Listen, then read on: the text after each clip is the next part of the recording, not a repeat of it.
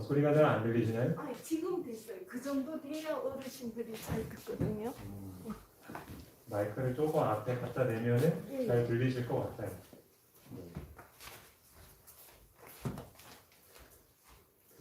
지난주 화요일 날 저희가 소그룹으로 시대소망 말씀을 나눴는데 이 말씀을 우리 안식일에도 함께 좀 더 깊이 나누면 좋겠다 싶어서 제가 오늘은 시대소망 66장에 있는 말씀을 좀 준비했습니다. 66장의 제목은 논쟁인데요. 특별히 그 중에 이제 두 번째 논쟁에 대한 내용을 오늘 좀 함께 보겠습니다. 우리는 종종 장례식에 참석을 합니다. 이 장례식에 참석을 하면은 삶이 뭔지 또 죽음이라는 게 뭔지를 한 번쯤 생각을 해보게 됩니다. 만약에 사람이 죽지 않을 수 있다면 얼마나 좋을까? 또 죽은 사람이 다시 살아날 수 있다면 또 얼마나 좋을까? 그것이 정말 사실이라면 너무너무 행복하겠다라는 생각이 드는 곳이 장례식장인 것 같아요. 다른 문제들보다도 이런 소망이 더 가치 있어 보이죠. 여기서만큼은 돈 버는 문제, 자식 문제, 가족 문제가 잘 신경이 안 쓰입니다. 그저 내가 몸 건강히 잘 살고 있으면 최고라는 생각이 들어요. 우리 신앙에 있어서도 마찬가지인 것 같습니다. 자, 사도 바울은 그리스도인이 가질 수 있는 가장 가치 있는 소망은 부활이다 이렇게 말합니다. 죽었다가 살아나는 것이요. 여기 고린도전서 15장 19절 말씀이 있는데요. 함께 좀 읽어보시겠습니다. 만일 시작. 만일 그리스도 안에서 우리가 바라는 것이 다만 이 세상의 상뿐이면 모든 사람 가운데 우리가 더욱 불쌍한 자리라. 예. 세상에서 가장 불쌍한 신자가 어떤 사람이래요? 네. 내가 죽으면은 끝이구나. 다시 살아날 게 그냥 허망한 거구나. 이렇게 생각이 들면 그런 신자는 가장 불쌍한 신자예요. 반대로 부활의 소망이 있는 사람들은 행복한 사람인 거죠. 여러분은 어떠십니까? 여러분 부활을 믿으십니까? 아멘. 우리가 신앙생활을 하면서 부활을 믿을 수 없다면 그야말로 불쌍한 사람인 것 같습니다. 신앙생활하기 참 힘들잖아요, 그렇죠? 직장에 나가서 일하고 돈 벌기 위해서 애쓰고 하면서 교회 일도 같이 병행하고 하는 게 참 수고스러운 일이에요. 더군다나 재림교회 오면은 왜 이렇게 지키라는 거 많은지 음식도 마음대로 못 먹고 또 토요일도 꼬박꼬박 지켜야 되고 그래요. 이로 말할 수가 없죠. 불편한 게. 근데 그렇게 고생하면서도 우리가 부활도 못한다면 참 얼마나 불쌍할까요? 그렇죠? 오늘 우리는 신앙을 가졌다고 하면서도 부활을 믿지 않았던 사람들을 살펴볼 겁니다. 그리고 이분들의 모습을 보면서 과연 부활에 대한 우리의 믿음은 어떤가를 좀 돌아보려고 합니다. 혹시라도 우리가 이 부활을 믿는다 하지만 믿지 못하고 있는 이런 불쌍한 신자는 아닌지 한번 좀 생각해 보았으면 좋겠습니다. 사두개인들이 예수님을 찾아왔습니다. 이 사람들이 예수님에게 질문을 하는데요. 그것은 모세가 전해준 법에 대한 것이었습니다. 그 법을 좀 잠깐 설명해 드리면 어떤 남자가 자식이 없이 아내를 두고 죽었어요. 그러면 이제 여자가 혼자 남잖아요. 그러면 이제 그 남동생이 형수를 대신 취해서 아들을 낳아주어요. 그럼 그 아들은 자기 아들이 아니고 자기 형의 아들이 되는 거죠. 이런 법이 있었어요. 성경에 보면 모세가 이제 기록을 했는데 이제 이것을 가지고 사두개인이라는 사람들이 예수님한테 질문을 하는 거예요. 제가 초등학교에 있을 때도 아이들이 이런 질문 많이 하거든요. 선생님 만약에 이렇게 되면 어떻게 해요? 잘 일어날 것 같지도 않은 일을 막 질문을 해요. 꼭 굳이 사두개인들도 그렇습니다. 7명의 형제가 있었는데 첫째 아들이 결혼을 했어요. 근데 자식을 못 낳고 죽었어요. 그래서 모세의 법대로 둘째 아들이 형수를 취했는데 둘째도 똑같이 됐어요. 그리고 셋째도 넷째도 다섯째도 해가지고 쭉 7째 아들이 다 똑같은 상황이 된 거예요. 얼마나 가슴이 아플까요, 그 아버지는. 그리고 그 여자도 죽었습니다. 만약 그렇다면 이 7명의 형제와 여자가 모두 부활해서 하나님 나라에 들어가서는 누가 누구랑 짝입니까? 이게 이제 이 사두개인들의 질문이었거든요. 예수님이 이렇게 대답을 하셔요. 이 세상의 자녀들은 장가도 가고 시집도 가지만 부활해서 저 세상에 살게 될 사람들은 장가 갈 일, 시집 갈 일이 없다. 마치 하늘에 있는 천사들처럼 말이다. 이렇게 말씀하시고는 그 뒤에다가 이렇게 한마디 붙이십니다. 뭐라고 하시냐면 이렇게 말씀하셔요. 예수님께서 이르시되 너희가 성경도 하나님의 능력도 알지 못함으로 오해함이 아니냐 이렇게 말씀을 하셔요. 여러분, 예수님께 질문한 사두개인들이 어떤 사람일까요? 이 사람들에 대해서 좀 잠깐 소개해드리겠습니다. 이 사람들은 바리새인과 함께 유대민족의 주요 종파 가운데 하나였습니다. 우리나라에도 정당이란 거 있잖아요. 정당.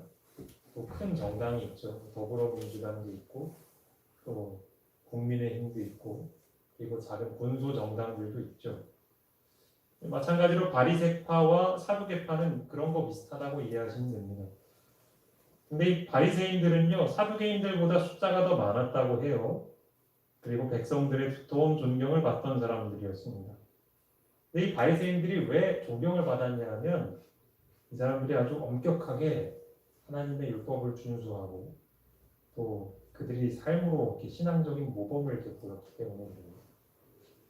그 특별히 이제 유대인들에게는 회당이라는 조직이 있었어요. 쉽게 말씀드리면 그 마을 공동체이기도 하면서 뭐 교회 같은 뭐 그런 곳입니다.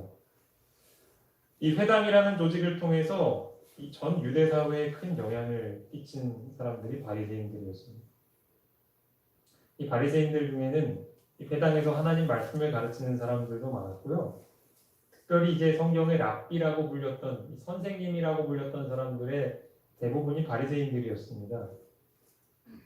그런데 이 바리새인들이 열심을 내어 지켰던 것은 사실은 하나님 말씀은 아니라 유전이에요, 유전. 그러니까 조상들이 아모아목의 조상님이 이렇게 하라고 일러준 것을 그냥 열심히 지킨 거예요. 반면에 사두개인들은 바리새인들의 유전을 받아들이지를 않았습니다. 그들은 성경의 대부분을 믿었고요. 사람들 앞에서 우리는 그런 유전을 지키는 대신에 성경에 있는 그대로 지킵니다. 이렇게 말을 했어요. 비록 바리새인들이 숫자도 더 많고 백성들의 존경도 받았는데 실제로 사두개인들하고 바리새인들하고 성경을 가지고 논쟁을 하면 누가 이겼는지 아세요? 바리새인들이 졌대요. 네, 사두개인들이 이겼대요. 그러니까 바리새인들이 그러니까 자기들이 이제 논리로는 이게 안 되니까요. 결국은 논쟁을 하다가 격한 말싸움을 하면서 끝냈어요, 항상. 그래서 이 두 파가 서로 사이가 좋지 않았다고 합니다. 특별히 이제 이 두 부류가 자주 싸웠던 주제가 뭐였냐면 부활에 대한 거였고요. 바리새인들은 부활이 있다, 사두개인들은 부활 없다 그거 가지고 싸웠는데 사실 바리새인들도 부활을 믿는다고 하긴 했지만 그 사람들이 성경에 기초한 신념을 가진 것은 아니었습니다. 그래서 이렇게 불분명했기 때문에 사두개인들하고 이게 논쟁이 잘 되질 않았어요. 아까 우리가 했던 얘기로 돌아가 보면 이 사두개인들이 예수님에게 아까 호기심 어린 질문을 했잖아요. 근데 사실은 이것은 순수한 의도로 질문한 것은 아니었습니다. 그들에게는 숨겨진 의도가 있었는데요. 그들이 예상했던 예수님의 두 가지 반응이 있었습니다. 아니야, 이거 아니면 이거다 이렇게 두 가지를 예상을 했는데 첫 번째는 만약에 예수님이 자신들이 믿는 것에 동의를 하시면 어떤 일이 벌어지냐면 그 장면을 옆에서 지켜보고 있었던 바리새파의 코를 납작하게 해줄 수 있어요. 봐라, 이분도 부활이 없다고 하지 않느냐.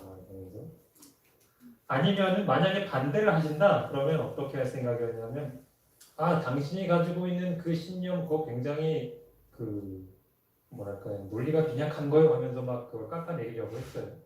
바리새파도 이기는데 예수님이랑 못 이기겠나 뭐 이런 자신감이 있었죠. 근데 이들의 예상을 빗나갔죠 예수님은. 그리고 오히려 지켜보는 사람들 앞에서 이 사두개인들이 무식쟁이 취급을 받는 거예요. 성경도 모르고 하나님의 능력도 모르는. 그 당시에는 되게 많이 배우고 박식하다고 알려진 사람들이었는데 되게 자존심이 상했겠죠. 이렇게 사두개인들은 여러분 부활을 믿지 않았습니다. 다시 한번 여러분에게 여쭙겠습니다. 그럼 여러분들은 어떠십니까? 여러분들은 부활을 믿으십니까? 부활이란 뭘까요? 한마디로 부활이란 죽은 사람이 살아나는 것입니다.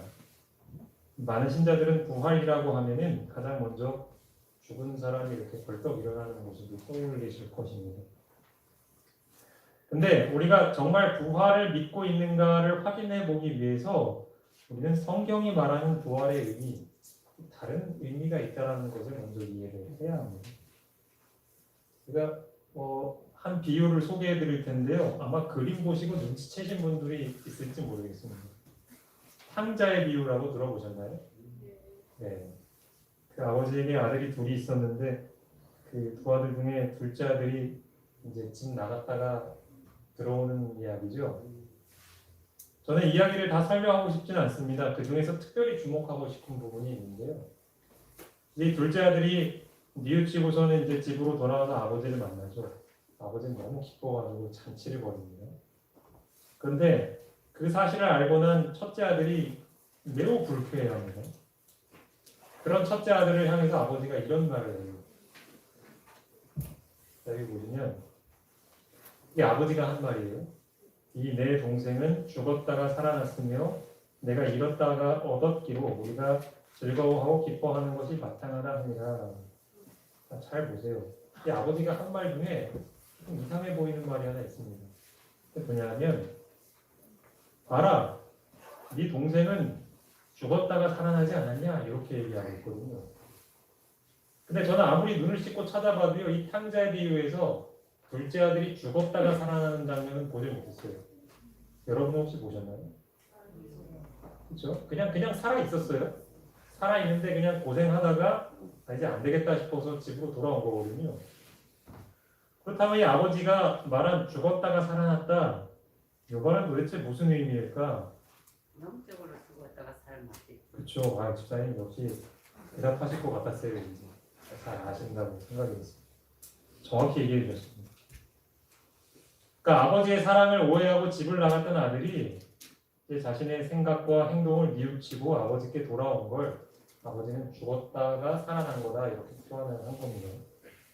그래서 여기서 우리는 부활이라는 것의 또 다른 의미를 발견할 수 있죠.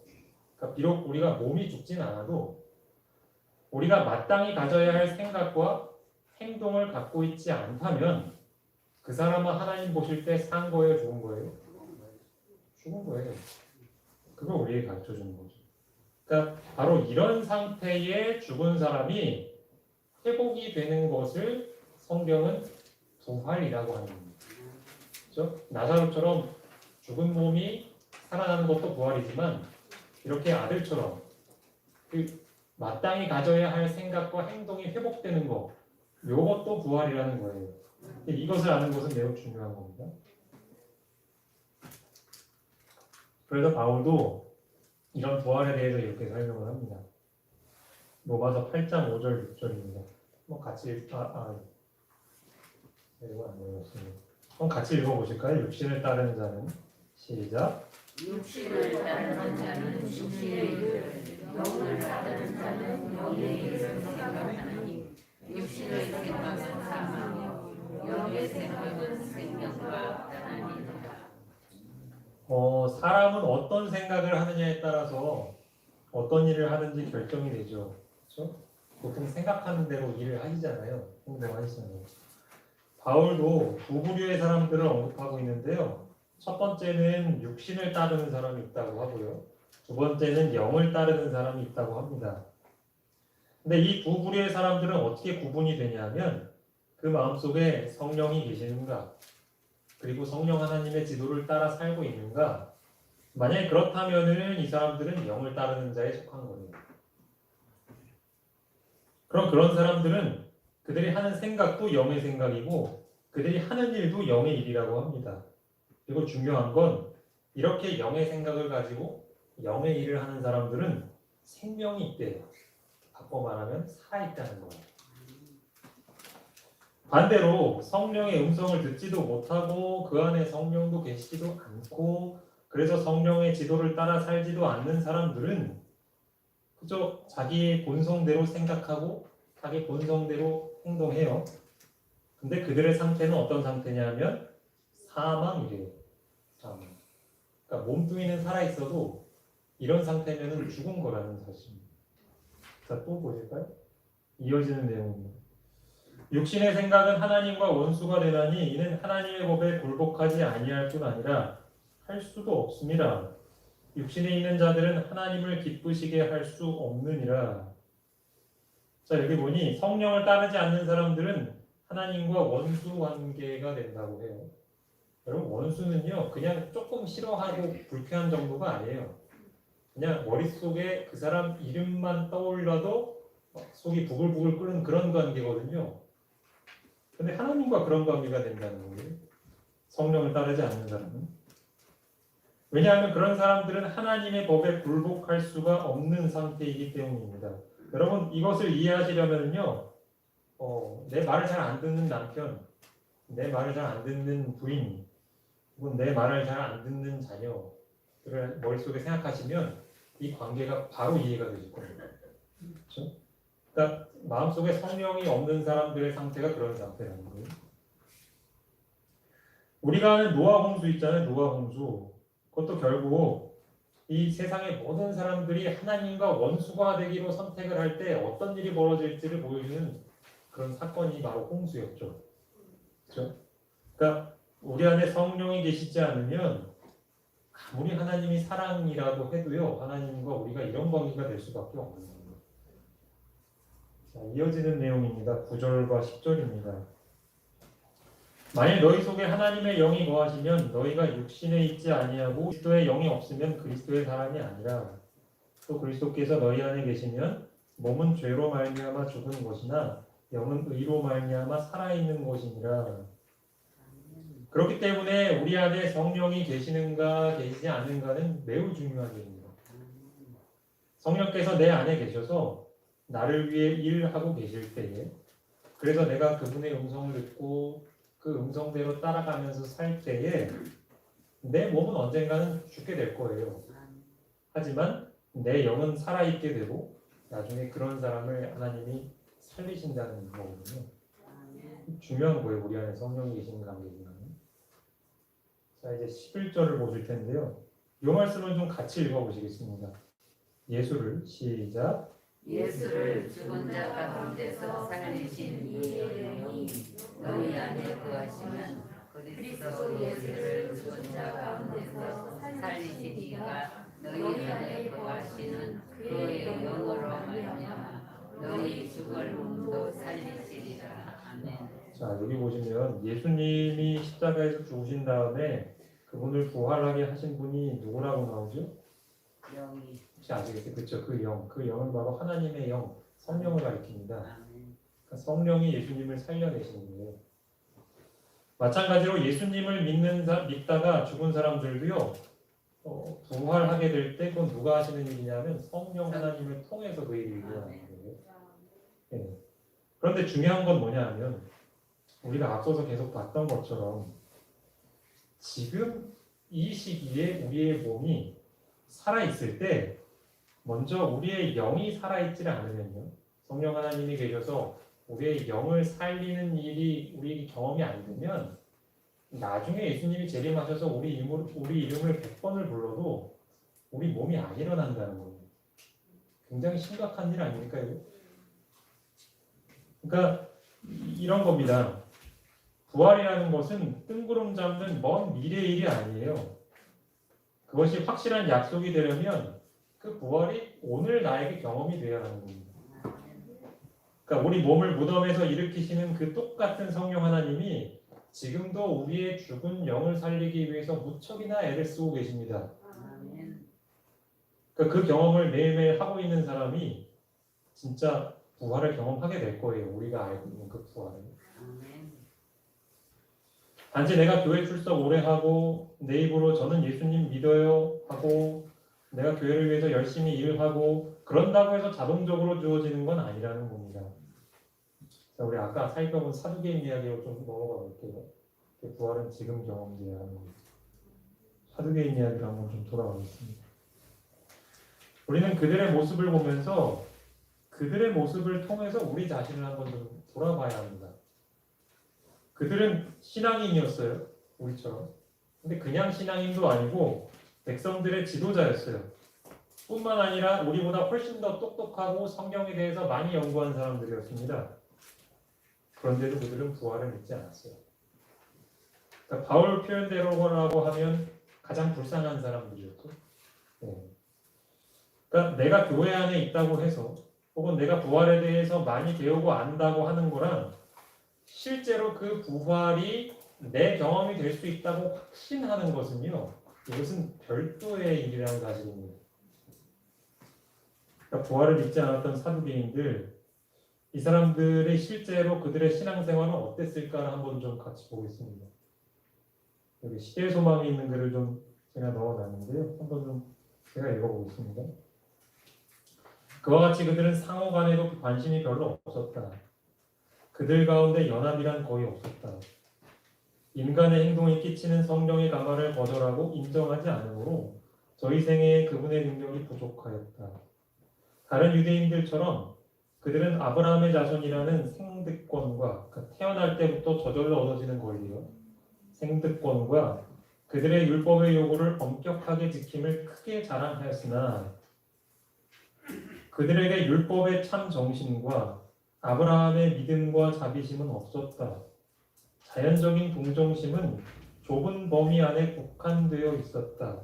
그들은 모든 사람들이 생애의 위안과 축복을 획득할 수 있다고 믿었으므로 저희 마음은 다른 사람의 공핍과 고통에 움직이지 않았다. 그들은 저희 자신을 위하여 살았다. 그들에게는요 자부심이 있었습니다. 난 그래도 신앙하는 사람이야. 그럴 만한 이유가 있었는데요. 아까도 잠깐 나왔지만 그 믿음의 조상이라 불리는 훌륭한 아브라함님이 우리 조상이다. 그리고 우리는 성경이 요구하는 규칙들을 엄격하게 지키고 있어. 그리고 저 바리새인들처럼 우리는 유전을 하나도 지키지 않아. 그렇게 이제 자부심을 갖고 있었거든요. 근데 실상 그들에게는요 율법의 참 정신이 나타나지 않았어요. 내 곁에 있는 사람들을 향한 동정심, 자비한 마음 그런 게 없었어요. 그러니까 몸은 아브라함의 후손인데 정신은 아브라함이랑 너무 다른 거예요.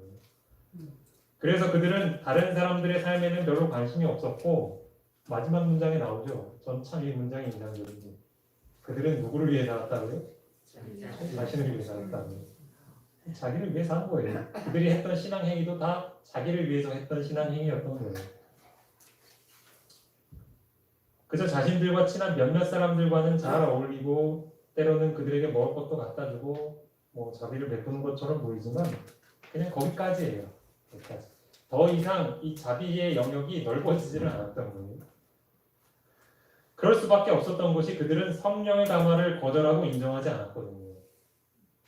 우리의 영을 새롭게 할 수 있는 유일한 분이신 성령을 거절했기 때문에 이들은 어쩔 수가 없었어요. 아무리 그들의 신앙생활이 뛰어난 것처럼 보여도 당연한 결과였죠. 사도 바울이 말한 두 부류의 사람들 중 사두개인들은 어디에 속해 있었을까요? 너무나도 분명하게도 그들은 성령이 거하시지 않았던, 그래서 죄인의 본능대로 살 수밖에 없었던, 그래서 몸은 살아있지만 죽은 상태와도 같은 상태가 사두개인들의 상태였던 겁니다. 이렇게 성령의 도우심이 없이 사니 육신의 생각대로 살면서 하나님과 원수가 될 수밖에 없겠죠. 그렇죠? 그러니 자꾸 예수님에게 저렇게 이상한 엉뚱한 질문하면서 딴지를 걸려고 하잖아요. 하나님을 사랑하고 이웃을 자신처럼 사랑하라는 하나님의 법에 본인들이 굴복하고 싶어도 할 수가 없는 상태였던 겁니다. 그러니까 마치 우리가 사람이 죽으면 아무 의식도 없고 몸을 움직일 수도 없잖아요, 그렇죠? 여러분 그 죽은 사람이 무덤에서 설교하는 거 들어보신 적 있으세요? 없어요. 없으시죠? 아무것도 못하잖아요, 그렇죠? 마찬가지로 사두개인들의 상태도 마치 이런 상태였던 거예요. 사두개인들의 모습이 이 시대의 재림교인들의 모습과 너무나 닮아 있다는 생각이 듭니다. 우리에게는 자부심이 있죠. 다른 교리를 알고 있다, 가르치고 있다, 배우고 있다 하는 우린 나온 교회의 일원이다 이런 자부심이 있습니다. 그리고 다른 교파 신자들이 지키지도 않는 안식일 우리는 지키고 그리고 몸을 부정하게 하는 음식도 안 먹고 철저히 지킵니다. 그런데 우리에게는 율법의 참 정신이 얼마나 나타나고 있을까요? 고통받는 사람들을 보면 불쌍한 마음이 드나요? 아니면 잘못을 저지른 사람들을 보면은 그 사람들을 불쌍히 여길 수 있는 마음이 나나요? 아니면 화가 먼저 나나요? 예수님은 그러셨죠? 의로운 자와 불의한 자 모두에게 햇빛과 비를 주시는 분이라고요. 우리 아버지는. 그럼 우리에게도 그런 마음이 있는가? 그런 동정심과 자비심이 내가 친하게 지내는 몇몇 사람 말고 더 많은 사람들에게 나타나고 있는가?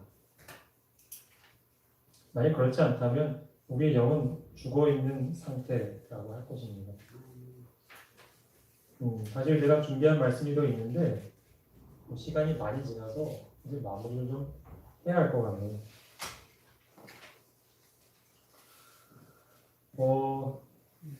제가 드리고 싶은 말씀은 그래서 그것입니다. 우리가 알고 있는 몸의 부활뿐만 아니라 정말 중요한 건 지금 우리가 오늘 이 영의 부활을 경험해야 한다는 거예요. 세상에서는요 두 가지 그럴듯한 오류를 우리에게 전해줍니다. 여러분 TV 틀면 요즘에는 얼마나 전문가가 많은지 전문가가 나와서 행복한 삶을 살려면 이렇게 살아야 됩니다. 이렇게 하면은 삶이 달라질 수 있어요 하고 막 강의하고 그래요. 그리고 뭐 서점에 가보면은 그런 사람들이 쓴 책들도 엄청 많습니다. 근데 여러분 저도 한때는 저런 자기계발서에 심취해가지고 열심히 따라 있었던 사람인데 해보고 나니까 아무것도 아니더라고요. 한계가 있어요. 그리고 이것들이 우리의 삶을 그렇게 하나님스럽게 만들어주지 못하더라고요. 그러니까 성령 하나님이 없이 하는 모든 자기계발 뭐 그런 것들은 다 헛것인 거예요. 헛것. 사두개인들이 그랬던 거죠. 하나님이 우리에게 주신 것 가지고 잘 개발하면 선하게 될 수 있다. 근데 자신들의 삶으로도 그게 증명이 안 됐거든요. 그리고 반대의 오류가 있습니다. 반대의 오류. 사람들이 그렇게 노력을 해봐도 그 자기 성품이 바뀌지 않는 걸 보면서 안 돼. 안 해봐도 안 돼. 네. 심지어는요 우리 신자분들도요 오랫동안 신앙생활을 하신 분들도 사람이 어떻게 변해? 안 변해. 그런 얘기를 우리가 서로 암암리에 서로 하시거든요. 그러니까 우리는 이 두 가지 극단을 주의해야 하는 거예요. 여러분 사람은 변할 수 있습니다. 그렇죠? 변할 수 있어요. 그것을 잘못된 방법으로 하니까 안 변하죠. 그렇죠? 네. 변할 수 있는 거예요. 그러니까 사람은 변하지 않는다라는 오류에 빠질 필요도 없고 또 성령 하나님 없이도 우리는 우리 힘으로 선해질 수 있다 하는 거에도 우리가 빠질 필요가 없는 거예요. 우리에게 유일한 희망은 무엇이냐면 바로 성령 하나님이신 겁니다. 오늘 우리의 삶 속에서 성령 하나님께서 바로 여러분의 삶을 변화시키고 계신가요? 우리가 지금 그것을 경험해야 하는 거예요. 그것을 경험할 때에야만 아까도 말씀드렸다시피 먼 훗날에 예수님께서 오셔서 우리의 이름을 부르실 때 우리 몸이 벌떡하고 일어날 수 있는 거예요. 중요한 것은 우리 몸이 죽었던 몸이 살아나는 것뿐만이 아니라 지금 우리의 영의 상태가 죽어있다는 걸 깨닫고 하나님의 율법에 자발적으로 순종할 수 있는 상태로 살아나는 부활이 경험돼야 하는 거예요. 그래서 제가 부탁드리기는 끝나버렸네요. 제가 부탁드리기는 바로 이런 걸 부탁을 드립니다. 매일 아침마다 하루 일과를 시작하시기 전에 무릎을 꿇고 간절히 구하시기 바랍니다. 성령 하나님께서 내가 성경을 읽을 때에도 그리고 내가 일터에 나가든지 내가 가정에 있든지 내가 누구와 만날 때이든지 성령 하나님의 음성을 듣고 그 지도에 따를 수 있도록 해달라고 구하셔야 합니다. 그 길만이 바로 우리의 죽은 영이 살아날 수 있는 길이거든요. 그리고 그렇게 구하는 사람들에게 성령께서는 매우 실제적으로 우리의 삶을 하나하나 인도해 주시고 소소한 기적들을 경험하게 해주실 겁니다. 저는 여기 계신 모든 분들이 그런 경험들을 매일매일 하셨으면 좋겠습니다. 그렇게 될 때 우리는 바울이 이야기했던 불쌍한 신자가 아니라 가장 행복한 신자가 될 수 있을 것이라고 생각합니다. 이러한 영의 부활을 날마다 경험하시는 모든 동평교회 신자분들이 되시길 바라면서 말씀을 마치겠습니다.